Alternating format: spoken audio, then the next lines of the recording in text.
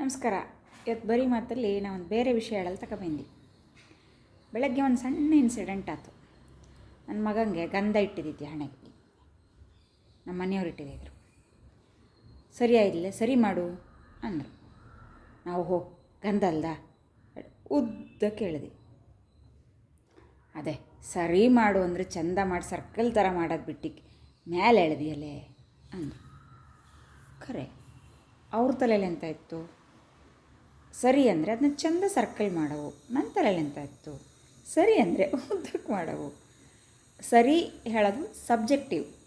ನಂಗೆ ಬೇರೆ ಸರಿ, ನಿಮಗೆ ಬೇರೆ ಸರಿ, ಅವ್ರಿಗೆ ಬೇರೆ ಸರಿ, ಇನ್ನೊಬ್ರಿಗೆ ಇನ್ನೊಂದೇ ಸರಿ. ನಿಮ್ಮ ತಲೆಯಲ್ಲಿರೋದನ್ನ ಕರೆಕ್ಟಾಗಿ ಕಮ್ಯುನಿಕೇಟ್ ಮಾಡೋವಳಾದರೆ ಸರಿ ಮಾಡು ಹೇಳೋ ಬದಲಿಗೆ ಎಂತ ಮಾಡವು ಹೇಳಿದ್ರೆ ಎಲ್ಲರಿಗೂ ಸರಿಯಾಗಿ ಅರ್ಥ ಆಗ್ತದೆ. ಸರಿನಾ? ಬಾಯ್ ಬಾಯ್.